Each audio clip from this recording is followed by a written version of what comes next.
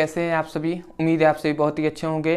तो आज संख्या पद्धति का ये पार्ट 2 है, ठीक है, जिसमें आज हम लोग संख्या पद्धति के प्रश्नावली को करेंगे, ठीक है। तो सभी क्वेश्चन को आज हम करेंगे।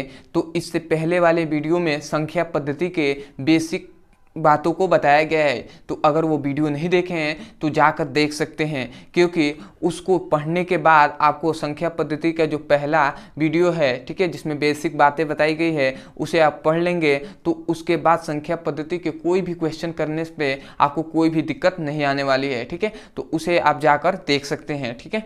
तो डिस्क्रिप्शन में उसे लिंक दे दिया जाएगा, आप उस वहाँ से जाकर देख सकते हैं। तो ये सभी आज क्वेश्चन जो कराएंगे ये मनोहरे के बुक से कराया जाएगा, ठीक है, क्योंकि क्लास 9 जो यूपी बोर्ड के बच्चे होते हैं वो क्या करते हैं, मनोहर के बुक से ही ज़्यादातर पढ़ते हैं, ठीक है। तो मनोहर के बुक से ही आपको पढ़ाया जाएगा, ठीक है। प्रश्नावली नंबर 1, ठीक है। तो चलिए देखते हैं प्रश्नावली नंबर 1।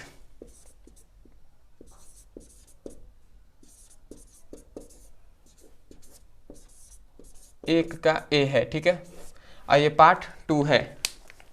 तो पहला क्वेश्चन इसमें कह रहा है 20 और 40 के बीच के समधन पूर्णांक लिखिए, ठीक है। 20 और 40 के, ठीक है। पहला क्वेश्चन कह रहा है कि 20 और 40 के बीच का समधन पूर्णांक बताना है, ठीक है। 20 और 40 के, ठीक है, समझिएगा, 20 और 40 के बीच के समधन पूर्णांक बताना है कि कौन कौन से होते हैं। तो आपको समधन पूर्णांक के बारे में इससे पहले वाले वीडियो में बताया गया है कि समधन पूर्णांक क्या होते हैं, सम संख्या क्या होती है, ठीक है। तो वो नहीं देखे हैं तो जाकर देख सकते हैं, क्योंकि उसी के बेस्ड पर ये सभी क्वेश्चन किए जाएंगे, ठीक है। तो देखिए हल इसका क्या होगा, ठीक है। देखिए 20 और 40 के बीच में, ठीक है, 20 और 40, ठीक है, 20 है और 40 के बीच में क्या कर रहा है, समधन पूर्णांक बताइए। तो 20 और 40 के बीच में कोई भी संख्या होंगे, ठीक है, कोई भी संख्या होंगे कि नहीं होंगे। 20 और 40 के बीच में जो 20 है और 40 है, इन दोनों के बीच में संख्याएं तो होंगी, ठीक है। तो 20 के और 40 के बीच में बहुत सी संख्या 21, 22, 23 सभी संख्याएं होंगी, तभी तो 40 तक पहुंचा है, ठीक है। तो कह रहे हैं समधन पूर्णांक बताना है, मतलब सम संख्या बतानी है, सम संख्या बतानी है, ठीक है। तो समधन पूर्णांक मतलब सम संख्या क्या होती है, तो हमने इससे पहले वाले वीडियो में बताया है कि सम संख्या वो संख्या होती है जो 2 से क्या होती है, पूर्णतः विभाजित हो जाती है। मतलब कोई भी ऐसी संख्या जो 2 से भाग देने पर, 2 से उस संख्या में भाग देंगे तो वो पूर्णतः विभाजित हो जाएगी।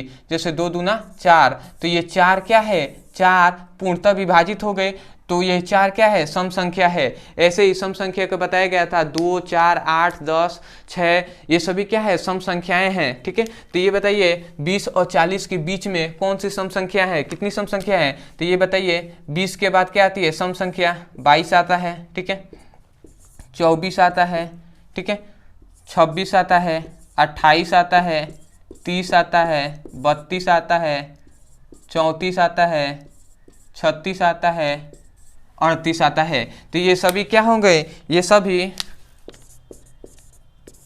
समधन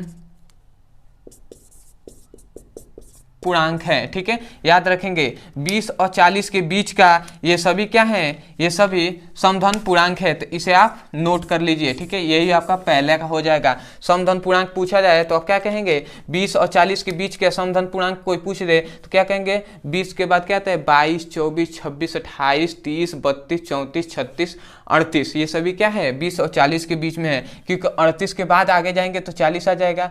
तो 20 और 40 के बीच का आपसे कहा गया है, ठीक है। तो इतने ही होंगे। संख्या कितनी है, 20 और 40 के बीच के को जो कुल क्या है, कुल सम संख्या कितनी है, तो 1, 2, 3, 4, 5, 6, 7, 8, 9 आपकी सम संख्याएं हैं 20 और 40 के बीच, ठीक है। तो हल में यही लिखेंगे, ये टोटल आप लिख देंगे, ठीक है। उसके बाद अब चलिए दूसरा हम क्वेश्चन देखते हैं। दूसरा क्या कह रहा है, दूसरा कह रहा है, इसको मिटा दिया जाए,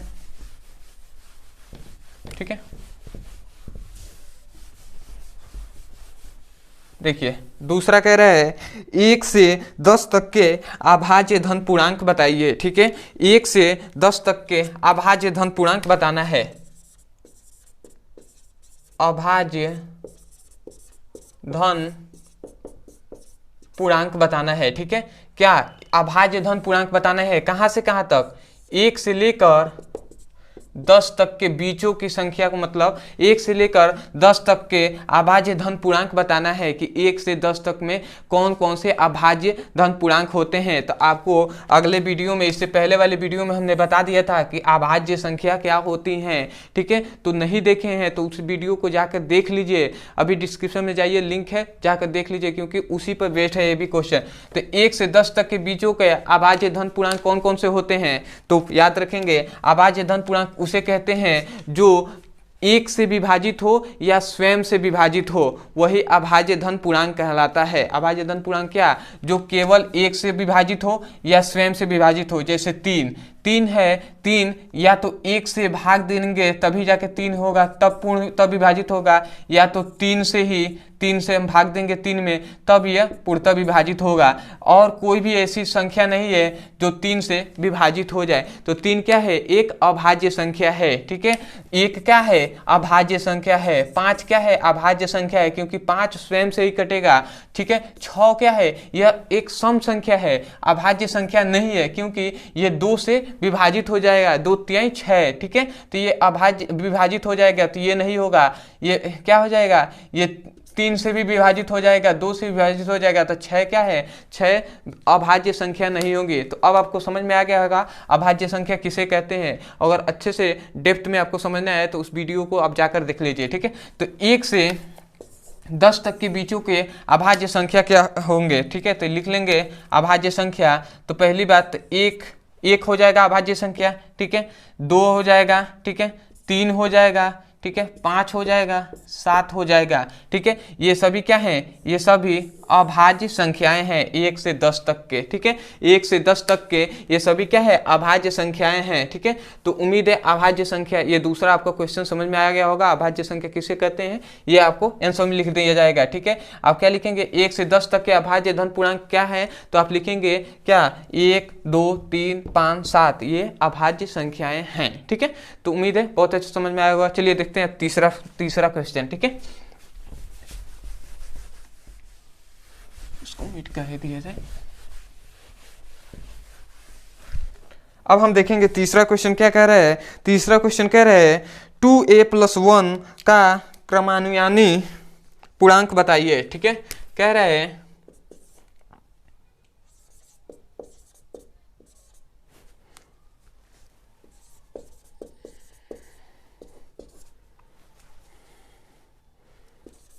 पूर्णांक बताना है, ठीक है। पूर्णांक बताना है, ठीक है। क्रमानुयानी पूर्णांक बताना है 2a+1 का, ठीक है। तो याद रखेंगे 2a+1 का ये पूछ रहा है क्रमानुयानी, ये क्या होता है। तो सबसे पहले क्वेश्चन आता है कि क्रमानुयानी क्या होता है, इसलिए कहा जा रहा है कि आप पहले वाले वीडियो को जाकर देख लीजिए, ठीक है। तो क्रमानुयानी का मतलब यही होता है कि अगर आपको कह दिया जाए, मान लीजिए 5 संख्या दे दी जाए, इसको कहा जाए कि क्रमानुयानी क्या होगा, तो याद रखेंगे उस संख्या में 1 जोड़ देते हैं और जो आता है वही उसका क्रमानुयानी हो जाएगा। मतलब 5 का क्रमानुयानी क्या हो जाएगा, 6, 6 का क्रमानुयानी क्या हो जाएगा, 7, 7 का क्रमानु क्या हो जाएगा, 8। ऐसे ही जो भी संख्या हो गई उसमें 1 जोड़ देंगे तो वही उसका क्या हो जाएगा, क्रमानुयानी हो जाएगा, ठीक है। तो ऐसे ही कह रहा है कि 2a+1 का क्रमानुयानी क्या हो जाएगा।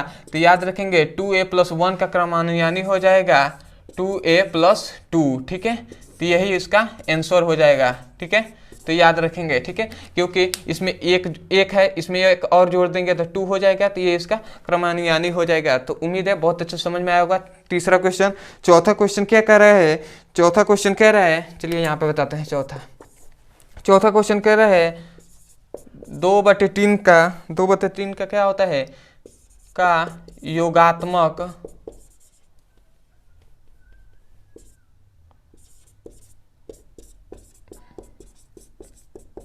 प्रतिलोम बताइए, ठीक है।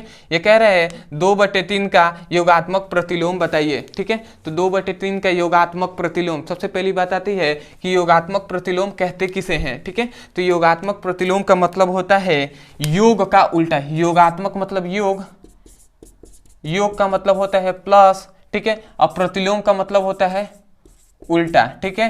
तो प्लस का उल्टा मतलब योग का उल्टा कह रहा है, तो ये बताइए ये कौन सी, ये धन में है कि नहीं, इसके आगे कुछ नहीं है तो प्लस है कि नहीं, इस संख्या के आगे क्या है, प्लस चिन्ह है, 2/3, ये धनात्मक संख्या है कि नहीं है, तो बिल्कुल है, ठीक है। तो याद रखें, कह रहा है योगात्मक प्रतिलोम मतलब उसका प्लस का उल्टा क्या होता है, मतलब इस संख्या का उल्टा क्या होगा, ठीक है। तो याद रखेंगे इस संख्या का उल्टा योगात्मक प्रतिलोम हो जाएगा -2/3, ठीक है। याद रखेंगे यही इसका आंसर हो जाएगा, ठीक है। क्योंकि अगर 1 का योगात्मक प्रतिलोम कोई पूछ देगा तो आप क्या कहेंगे, -1 कहेंगे। अगर 2 का योगात्मक प्रतिलोम कोई पूछ दे तो आप क्या कहेंगे, -2 कहेंगे, ठीक है। अगर 3/5 का कोई योगात्मक प्रतिलोम पूछ दे तो आप क्या कहेंगे, -3/5। मतलब जिसका संख्या का पूछा जाए योगात्मक प्रतिलोम उसके आगे माइनस का चिन्ह लगा देंगे, ठीक है। अब प्लस है वो, अगर इसके आगे कुछ नहीं है तो प्लस है तो माइनस लगाया गया है।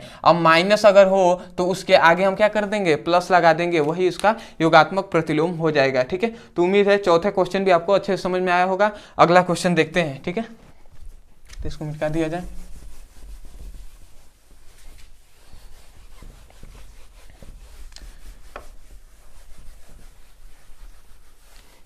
ठीक है, तो अगर समझ में आ रहा है तो चैनल को सब्सक्राइब कर लीजिए और आगे आपको और भी वीडियो मिलते रहेंगे जिससे आपको पढ़ने में सुविधाएं होंगी, ठीक है। तो चैनल को सब्सक्राइब कर दीजिए और वीडियो को लाइक कर दीजिएगा, ठीक है। तो चलिए 5वां वीडियो देखते हैं। कह रहा है -5 का, कह रहा है 5वां क्वेश्चन, -5 का गुणात्मक प्रतिलोम, ठीक है। ये कह रहे हैं -5 का गुणात्मक प्रतिलोम ज्ञात कीजिए। तो ये बताइए, अभी हमने इससे पहले वाली वीडियो में पढ़ा योगात्मक प्रतिलोम, ठीक है।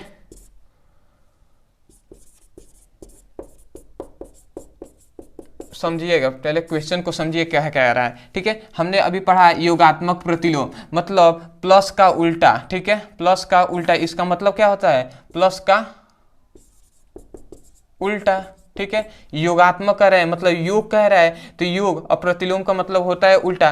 तो प्लस का उल्टा क्या होता है, प्लस का उल्टा होता है माइनस। ऐसे ही गुणात्मक प्रतिलोम कह रहा है तो गुणा का उल्टा क्या हो जाएगा, गुणा का उल्टा हो जाएगा, क्या हो जाएगा, गुणा का उल्टा होता है भाग, ठीक है। गुणा का उल्टा क्या होता है, भाग होता है, ठीक है। याद रखेंगे गुणा का उल्टा भाग होता है। तो ऐसे ही योगात्मक प्रतिलोम कह रहा है गुणा का उल्टा मतलब गुणात्मक प्रतिलोम कह रहा है। तो ये बताइए -5 का गुणात्मक प्रतिलोम क्या होगा। तो याद रखेंगे -5 का गुणात्मक प्रतिलोम हो जाएगा -1/5, ठीक है।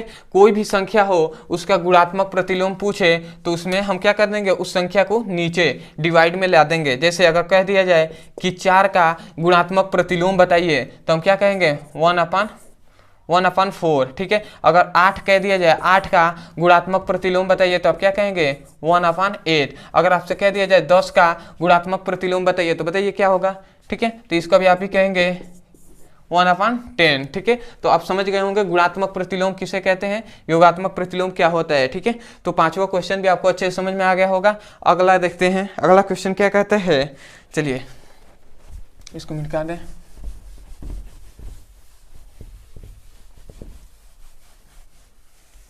एक एक करके आपको समझने आना है और उसे आप नोट में लिख लीजिए और उसके बाद आप सब कर लीजिएगा, ठीक है। उसके बाद 6ठा क्वेश्चन कह रहा है P+Q और P-Q का योगात्मक प्रतिलोम लिखिए, ठीक है। मतलब कह रहा है, क्वेश्चन कह रहा है P+Q, ठीक है, ये एक संख्या है और एक है P-Q का योगात्मक प्रतिलोम।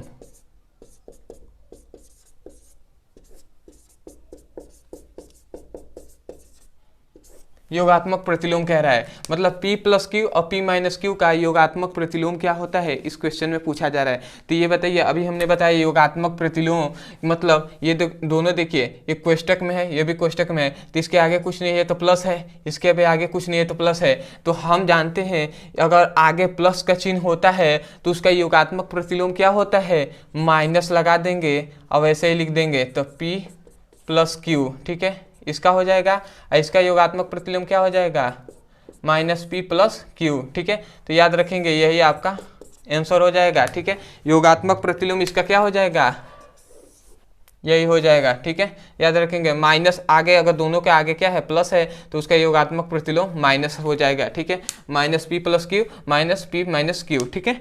तो उम्मीद है ये भी समझ में आ गया होगा। ये चौथा क्वेश्चन था, ये 6वां क्वेश्चन था, ठीक है। चलिए आप देखते हैं 7वां क्वेश्चन, ठीक है। 7वां क्वेश्चन क्या कहता है, एक्स के किस मानों के लिए इतना कथन सत्य है, ठीक है। कह रहा है एक्स के किस मानों के लिए, मतलब एक्स का कौन सा क्या संख्या है एक्स जो क्या होता है इतना, देखिए 5 गुणे 3 गुणे 2, ठीक है, इक्वल टू 5 गुणे 3 गुणे एक्स, ठीक है। तो कह रहा है कि x का मान बताइए, ठीक है। मतलब इसमें x का मान पूछा जा रहा है, ठीक है, कि x का मान क्या होगा। तो ये चलिए देखते हैं हम x का मान, ठीक है। तो सबसे पहले एक बात को जानना है कि जो कोष्ठ में होता है कोष्टक में, उसे हम पहले हल करते हैं, उसके बाद बाकी सब को हल करते हैं, ठीक है। तो चलिए पहले कोष्ठ को देखते हैं, इधर वाले को हल करते हैं, उसके बाद इधर वाले को। चलिए इधर वाले को करते हैं। तो 5 गुणे 3 है, तो इसको 5 गुणे 3 को उतार दीजिए, ठीक है। कोष्ठ वाला है तो ये गुणा में है, तो 3 दूना 6, तो ये क्या हो जाएगा 6 हो जाएगा, ठीक है। इक्वल टू की चिन्ह है, इधर वाला पहले करें। तो ये बताइए 5 गुणे 6 हो गया, ठीक है। अब 5 छके 30, मतलब इधर 30 आ गया, ठीक है। ये सभी क्या है इक्वल टू में 30 है, ठीक है। मतलब इतने के बराबर इतना है, ठीक है। ये क्वेश्चन ही कह रहा है, ठीक है। अब इसको हल करते हैं, तो 5 तिये 15, ठीक है, 15 हो गया।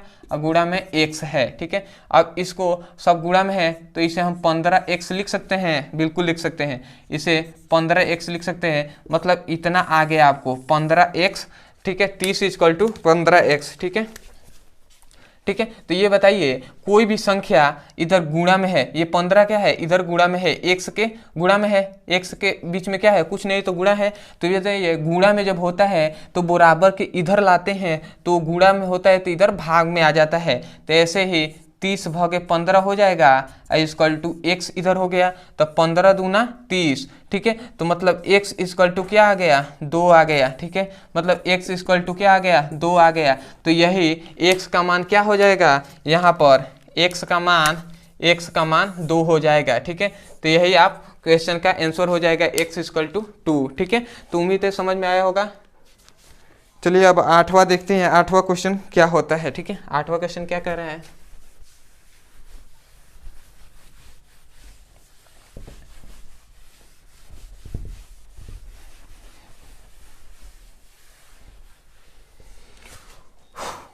आठवां क्वेश्चन कह रहा है पूर्णांकों में ऐसी कौन सी संख्या है जो स्वयं की योज्य प्रतिलोम होता है। पूर्णांकों में ऐसी कौन सी संख्या है जो स्वयं का योज्य प्रतिलोम होता है। तो ये बताइए पूर्णांक हमने बताया था कि पूर्णांक के बारे में हमने क्या बताया था, पूर्णांक के बारे में बताया था कि शून्य होता है, ठीक है। इधर 1 2 3 4 5 ऐसे ही इन्फिनाइट तक होता है।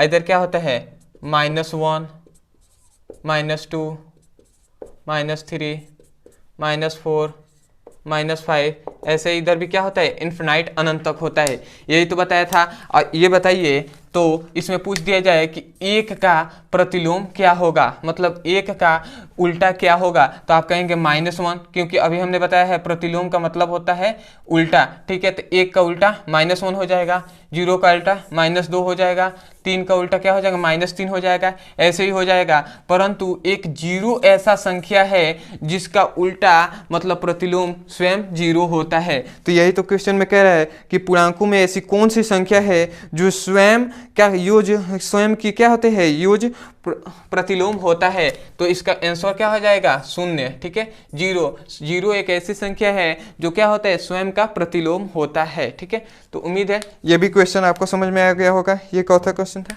ये 8वां क्वेश्चन है, ठीक है। 8वां का आंसर क्या हो जाएगा 0, ठीक है। 9वां क्वेश्चन देखते हैं। 9वां क्वेश्चन कह रहे हैं यदि a एक समधन पूर्णांक है, ठीक है, तो बताइए कि संख्या a माइनस 1 इंटू a+1 सम है अथवा विषम, ठीक है। कह रहे हैं a जो है ए क्या है, सम संख्या है, ठीक है, समधन पूर्णांक है, ठीक है, जो ए है वो समधन पूर्णांक है। तो कह रहे हैं संख्या इतना सम है या विषम, इसमें संख्या दिया है a-1 इंटू a+1। ये कहा जा रहा है कि जब a इसमें जो है वो सम है, तो ये बताइए ये टोटल संख्याओं जो होगा ये क्या होगा, सम होगा या विषम होगा। तो चलिए दोस्तों हम जानते हैं कि सम संख्या किसे कहते हैं। सबसे पहली बात ये है कि सम संख्या कहते किसे हैं, तो सम संख्या जो 2 से पूर्णतः विभाजित हो जाता है उसे सम संख्या कहते हैं। जैसे 2 हो गया, 4 हो गया, 6 हो गया, 8 हो गया, 10 हो गया, ऐसे ही होता रहेगा, ठीक है। तो सम संख्या का अगर मान रखेंगे तभी तो पता चलेगा कि हाँ ये सम संख्या है या विषम संख्या है। तो चलिए मैं 2 को रखकर देखता हूँ, इसमें a की जगह पर 2 रखता हूँ तो हम देखते हैं कि सही भाई सम संख्या है कि नहीं, ठीक है। तो आप 2 ही मत रखिए, आप 4 भी रख सकते हैं, 6 भी, 8 भी, कोई भी संख्या आप इसमें से रख सकते हैं, ठीक है, आंसर वही आएगा, ठीक है। तो चलिए हम लिखते हैं a = 2 रखने पर, ठीक है। तो a = 2 रखेंगे तो a के जगह पर 2 रख दिया गया -1, ठीक है, और फिर से a के जगह पर 2 + 1, ठीक है। तो बताइए 2 में से 1 गया तो क्या बचेगा, 1 होगा, ठीक है, और इधर कोष्ठ में 1 है, ठीक है, फिर से कोष्ठ में 2 प्लस क्या होता है, 2 + 1, 2 और 1 मिल गया तो ये 3 हो जाएगा, ठीक है। तो ये बताइए 3 कोष्ठ में है, एक कोष्ठ में 1 है, एक कोष्ठ में 3 है, तो इनके बीच में क्या है, इनके कुछ बीच में नहीं है तो गुणा का चिन्ह है, तो ये क्या हो जाएगा 3 × 1 = 3, ठीक है। तो ये 3 हो जाएगा, तो यही x के जगह पर क्या आ जाएगा, मतलब ये जो 3 आया ये बताइए 3 सम संख्या है या विषम संख्या है, ये बताइए, ठीक है। आंसर इसका आ गया 3। तो ये बताइए जब अगर a = 2 रखें तो आंसर आ गया 3, तो 3 एक सम संख्या है या विषम संख्या, तो आप कहेंगे सम एक 3 क्या है, 3 क्या है, 3 एक विषम संख्या होती है, ठीक है। तो इसका मतलब ये पता चला a = समधन पूर्णांक रखेंगे, मतलब कोई भी a की जगह पर सम संख्या रखेंगे तो क्या आएगा, वो संख्या विषम संख्या आएगी, ठीक है। तो उम्मीद है आप समझ गए होंगे, ठीक है। तो इसको अगर आंसर में लिखेंगे तो क्या कहेंगे, इतना एक जगह पर क्या रखेंगे, समधन पूर्णांक रखने पर संख्या विषम संख्या आती है, ठीक है। तो अगला देखते हैं।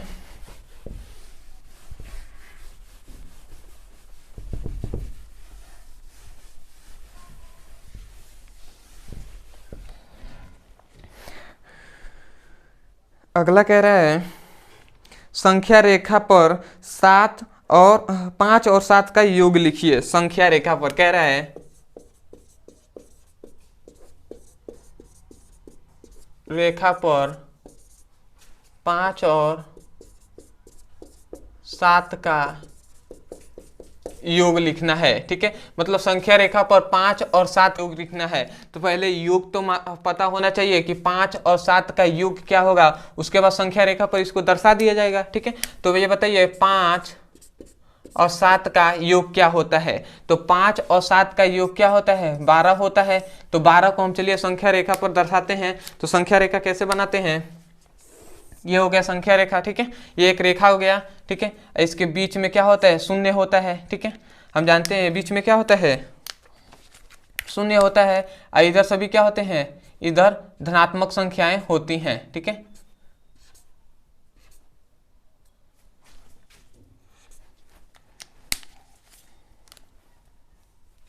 यहाँ पर कर लिया जाए क्योंकि जगह चाहिए ना, ठीक है। यहाँ पर शून्य कर लेते हैं, 1 2 3 4 5 6 7 8 9 10 11 12, ठीक है। तो ये हो गया आपका, ये हो गया क्या, ये हो गया संख्या रेखा आपका, ठीक है। और इसमें क्या पूछा गया है, 5 और 7 का योग बताइए, ठीक है। योग को संख्या रेखा पर दर्शाना है, तो 5 7 का योग 12 होता है, और संख्या रेखा ऐसे बना देंगे। और बताइए इसमें 12 संख्या रेखा में 12 कहाँ है, तो यहाँ पर है, ठीक है, इस बिंदु पर है, तो इसके आगे क्या लिख देंगे, इसके आगे 12 लिखकर आप दर्शा देंगे, ठीक है। यही आपकी संख्या रेखा पर 5 और 7 का योग हो गया, ठीक है। तो उम्मीद है ये भी समझ में आ गया होगा। ये चौथा क्वेश्चन था, ये 10वां क्वेश्चन है आपका, ठीक है। चलिए आगे अगला देखते हैं, 11वां क्वेश्चन।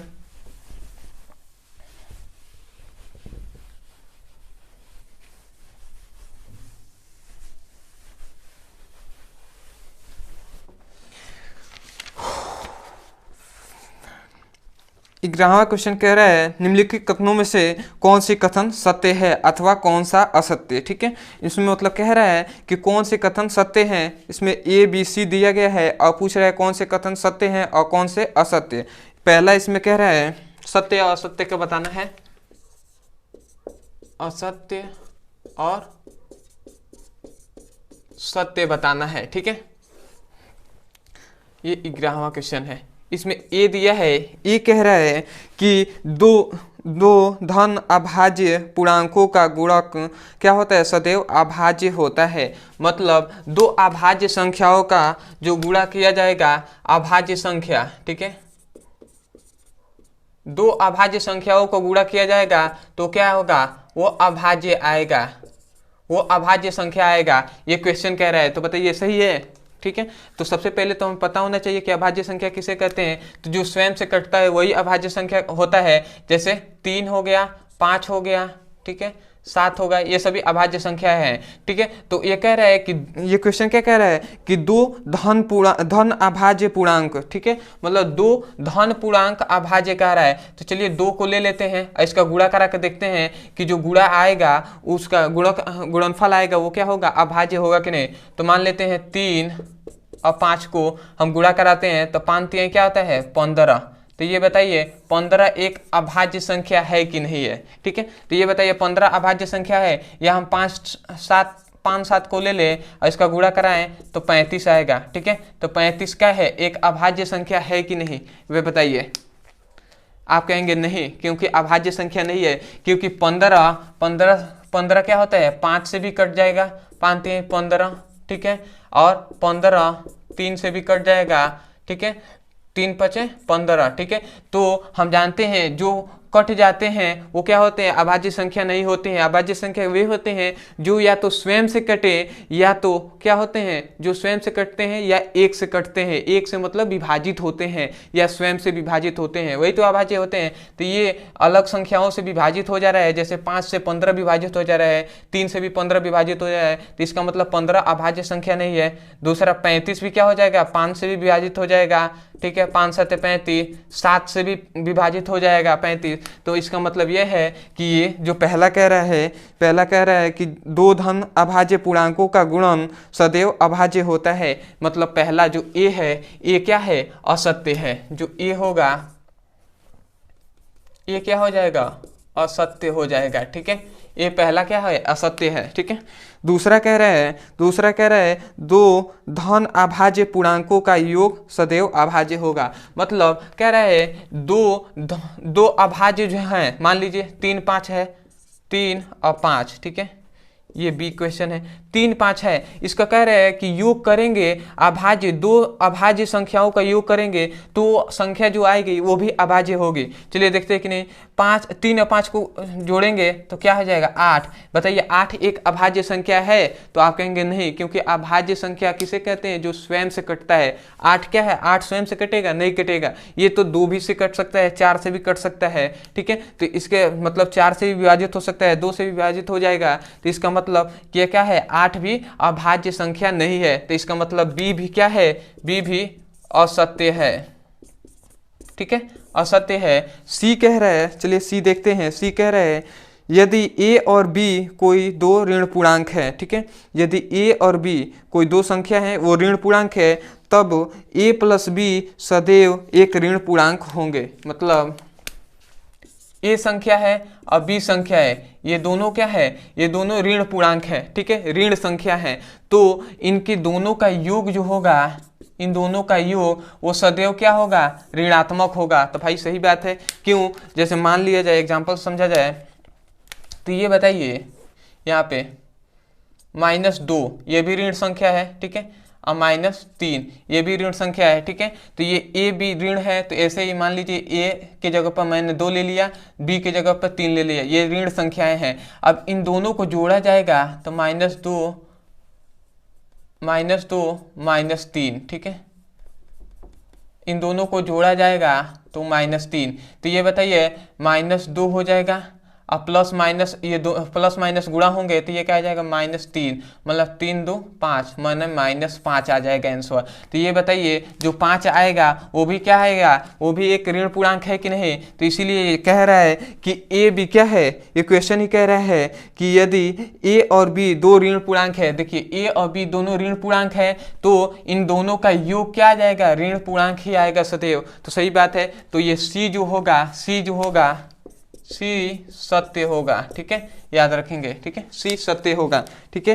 तो आपका 11वां भी क्वेश्चन समाप्त हो गया। अब हम देखेंगे 12वां क्वेश्चन, ठीक है। 12वां क्वेश्चन क्या कह रहा है, चलिए देखते हैं। सबसे पहले इसको मुड़ाया जाए।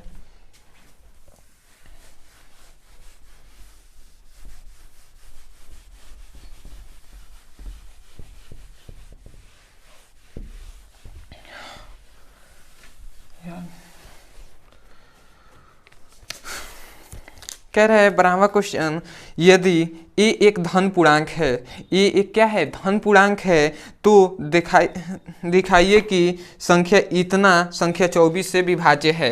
मतलब ए एक धन पूर्णांक है। ये क्वेश्चन कह रहा है ए इक्वल टू धन पूर्णांक, ठीक है। ए एक संख्या क्या है, धन पूर्णांक है। तो कह रहा है इसमें ए प्लस 1, ठीक है, a प्लस 2, a प्लस 3, ये कह रहा है ये संख्या 24 से विभाज्य है। ये जो संख्या है वो क्या है, 24 से क्या है, विभाज्य है, ठीक है। ये कह रहा है क्वेश्चन में, यही कहना है कि यदि a धन पूर्णांक है, मतलब a जहाँ भी है वो सभी क्या है, धन पूर्णांक है, तो ये सभी संख्याओं का जो क्या होगा, योग होगा, वो क्या हो जाएगा, वो 24 से विभाजित हो जाएगा। मतलब 24 से भाग देंगे तो वो कट जाएगा, ठीक है, वो विभाजित हो जाएगा। तो चलिए सबसे पहली बात, तो धन पूर्णांक किसे कहते हैं, तो धन पूर्णांक संख्या, धन संख्या क्या होती है, तो हम धन संख्या 1 2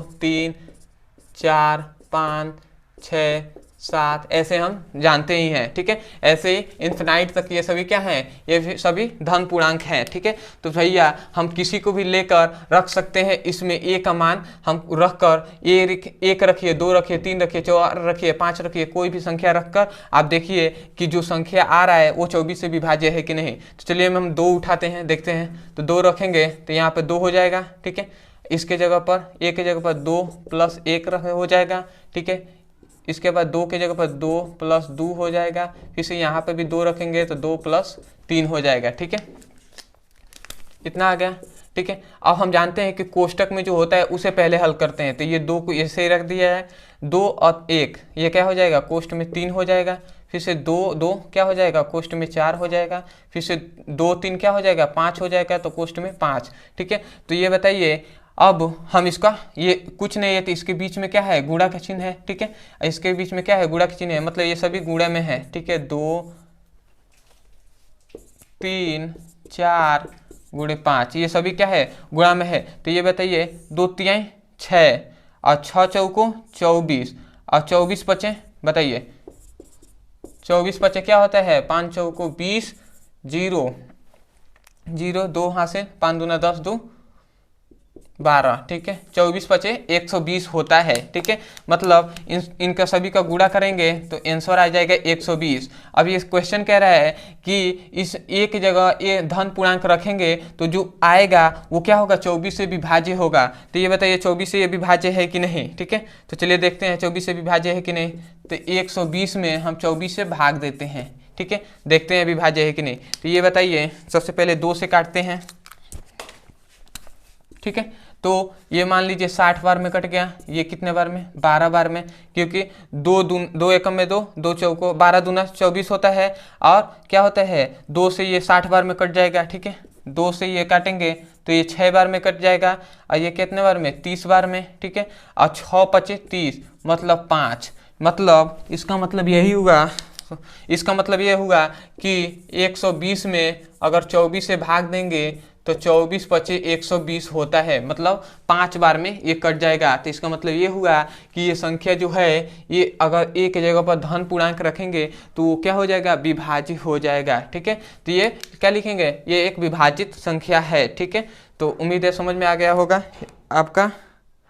जो 12वां क्वेश्चन है ये भी हो गया। चलिए अब 13वां क्वेश्चन देखते हैं। 13वां क्वेश्चन क्या होता है?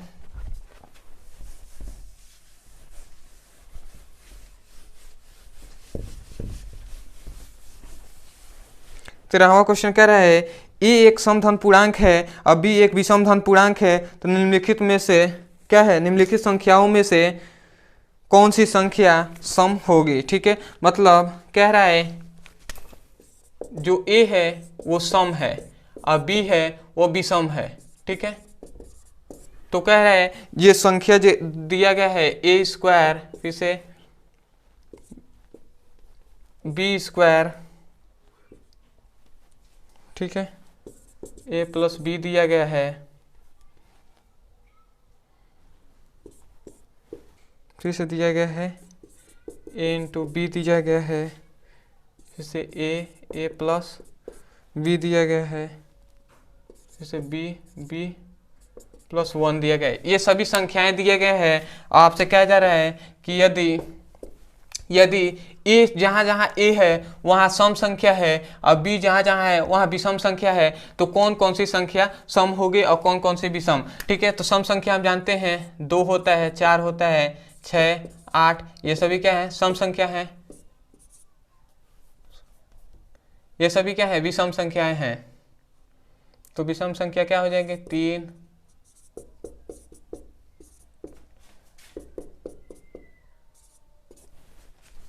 ठीक है। तो चलिए मान रखते हैं इसका सम संख्याओं का, तो ए के जगह पर सम संख्या रखेंगे तो यहाँ पे ए इक्वल टू, ठीक है, ए के जगह पर हम सम संख्या 2 ही रखते हैं, तो 2 का वर्ग कितना हो जाएगा, 4। तो ये बताइए 4 क्या है, 4 सम संख्या है या विषम। तो आप कहेंगे सम संख्या है, तो इसका मतलब ये जो आ गया संख्या ये भी क्या हो जाएगा,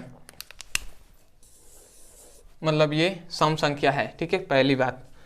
बी देखा जाए, बी के जगह पर बी क्या है, बी कह रहा है विषम, इसमें से लेंगे तो चलिए 3 ले लेते हैं, 3 का स्क्वायर करेंगे 3 तिरिका 9 क्या है, 9 एक विषम संख्या है या सम। तो आप कहेंगे विषम संख्या है, तो मतलब ये क्या हो जाएगा, ये सम संख्या नहीं होगा। ठीक है, तीसरा हम देखते हैं ए प्लस बी। ठीक है, ए प्लस बी, तो ए के जगह पर हम सम संख्या रखेंगे तो 2 रख दिया गया।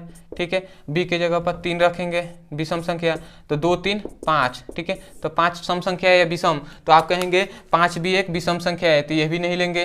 ठीक है, क्योंकि क्वेश्चन में कह रहा है कि निम्नलिखित में से कौन सी संख्या सम होगी, बस सम संख्या बताना है, तो केवल अभी यह हुआ है। ठीक है, ये भी नहीं है, ये भी नहीं है। अब इसको देखते हैं ए इंटू बी, तो ए के जगह पर अगर हम ए के जगह पर 2 रखेंगे गुणे बी के जगह पर हम 3 रखेंगे, तो 3 दूना 6, जो 6 आ गई वो सम संख्या है विषम। तो आप कहेंगे सम संख्याएं हैं, तो इसका मतलब ये जो संख्या है ये भी क्या है, एक सम संख्या है। ठीक है, इसको देखते हैं तो ए प्लस 1, ए के जगह पर अगर 2 रखेंगे तो 2 और 2 प्लस 1, तो ये बताइए 2 1 3 हो जाएगा। ठीक है, तो 2 और कोष्ट में 3 हो जाएगा, तो इसका मतलब गुणा में 3 हो गया, 3 दूना 6, तो 6 भी क्या है, एक सम संख्या है। तो इसका मतलब ये भी सम संख्या होगा। उसके बाद बी प्लस 1, बी के जगह पर हम विषम संख्या रखेंगे तो 3 गुणे 3 प्लस 1, तो ये बताइए तो 3 गुणे 4 इक्वल टू 4 3 12 एक कौन सी संख्या है, तो 12 भी एक विषम सम संख्या है, तो ये भी क्या हो जाएगा, ये भी आपका सम संख्या हो जाएंगे। तो ये 4 आपकी सम संख्या हो गए। तो आप इसे नोट में आप इसे सॉल्व कर लीजिएगा। ठीक है, तो चलिए ये भी आपका क्वेश्चन हो गया। ठीक है, अंतिम अब क्वेश्चन देखते हैं, जो नहीं इसके बाद एक और क्वेश्चन है। अंतिम 14वां क्वेश्चन देखते हैं, धन पूर्णांक के किन गुणों का अंतर्गत निम्नलिखित कथनों से सत्य है। तो ये क्वेश्चन, ये सभी जो 4 क्वेश्चन इसमें दिए गए हैं, ये पिछले वाले वीडियो पे ही आधारित है। इसको बताया गया था कि कौन सी संख्या क्रम विनिमय नियम का पालन करता है, सहचार्य नियम का पालन करता है, ये सभी आपको पिछले वीडियो में बताया गया था। ठीक है, तो ये आप पहले पिछले वाली वीडियो जाकर देख लीजिए, उसके बाद ही इसको आप समझ में आएगा। ठीक है, तो ये जो ए है 14वां का, ठीक है, 14वां का, ठीक है, ऐसे दिया गया है 8 + 7 = 3 + 8 + 3 + 7। ठीक है। ये कह रहा है, मतलब इसका मतलब ये हुआ कि ये जो संख्या है इसको पूरा का गुणनफल जो आएगा वो इसके योग के बराबर आएगा, इसलिए इक्वल का चिन्ह दिया गया है। तो ये कौन से नियमों का पालन करता है, तो इसको पहले वीडियो में बता दिया गया है कि यह वितरण नियम का पालन करता है, ठीक है। और कैसे पालन करता है ये जाकर पिछले वीडियो में देखिए, आपको अच्छे से समझाया गया है, ठीक है। नहीं तो पिछले वीडियो बनाने का कोई फायदा ही नहीं है, ठीक है। तो ये हो गया आपका दूसरा कह रहे हैं, दूसरा 3 + 5 + 9 = 3 + 5 + 9, ठीक है। ये आपका कह रहा है ये कि कौन से नियमों का पालन करता है। तो आपको बताया गया था कि क्रम जो कोष्ठ में अगर हो उसके क्रम को इधर उधर करने पर भी वो सामान्य होता है, इसका योग और इसका योग दोनों का सामान्य आएगा। तो ये कौन से नियमों का पालन करता है, तो ये भी बताया गया था, साहचर्य नियम का पालन करता है, ठीक है। और ऐसे ही जो सी है 3 × 2 = 2 × 3, तो ये बताइए इसमें क्रम को बदला गया है, तो ये किस नियम को पालन करता है, क्रम विनिमय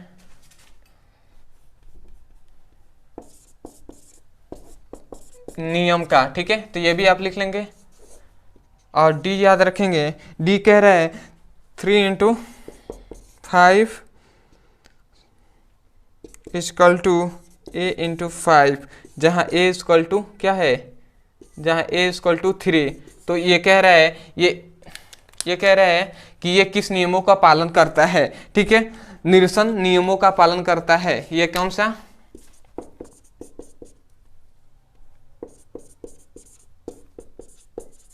ठीक है। तो ये कैसे, ये चारों नियमों को आपको बताया गया है, तो आप जाकर उसे देख सकते हैं और आप अच्छे से समझ जाइए। उसके बाद ये इसको आप करेंगे क्वेश्चन तो और अच्छे से आपको समझ में आएगा, ठीक है। तो अंतिम एक क्वेश्चन देखते हैं जो कह रहा है संख्या रेखा पर इतने को दर्शाइए। जो संख्या दिया गया है इसको हमें रेखा पर दर्शाना है, ठीक है। तो चलिए दर्शा देते हैं अंतिम क्वेश्चन, उसके बाद आपका ये जो प्रश्नावली है ये आपका समाप्त हो जाएगा।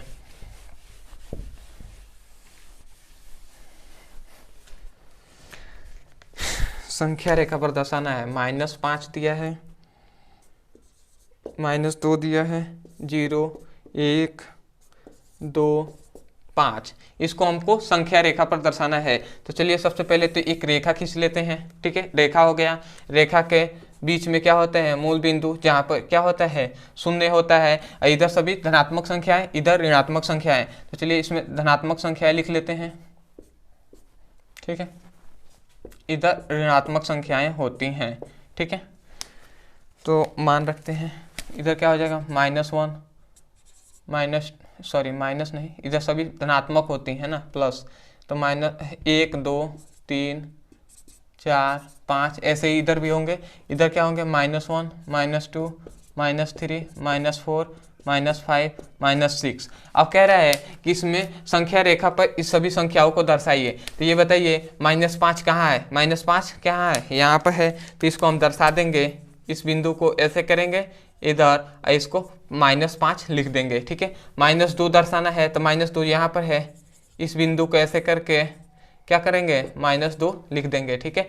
0 दर्शाना है तो 0 तो यहाँ पर है, तो इसको लिख देंगे 0। 1 को दर्शाना है तो इसको बिंदु को ऐसे करेंगे, ठीक है, 1 लिख देंगे। 2 है, 2 को दर्शाना है तो इसको हम 2 लिख देंगे। 5 को दर्शाना है तो यही है ना, तो इसको हम क्या कर देंगे, 5 लिख देंगे, ठीक है। तो ऐसे ही आप संख्या रेखा पर दर्शा दीजिएगा। तो उम्मीद है बहुत अच्छे से समझ में आया होगा। तो अगर समझ में आया है तो चैनल को सब्सक्राइब कर लीजिए, वीडियो को लाइक कर दीजिए, बहुत मेहनत लगा है यार, ठीक है। तो आपको एक रिक्वेस्ट है कि आप प्ले लिस्ट के अनुसार पढ़िए, ठीक है। और इससे पहले वाले जो वीडियो है उसको डिस्क्रिप्शन में लिंक दे दिया जाएगा, उसे आप जाकर देख सकते हैं, ठीक है। इसके बाद आप देख लिए हैं तो इसके बाद आप जाकर वो वीडियो भी देख लीजिए और प्ले लिस्ट के अनुसार पढ़िए, ठीक है। आपको क्लास 9 का पूरा चैप्टर आपको पढ़ाया जाएगा, पूरी आपको जो बुक है ख़त्म किया जाएगा, ठीक है। तो उम्मीद है, चलिए दोस्तों आगे मिलते हैं अगले वीडियो में, धन्यवाद।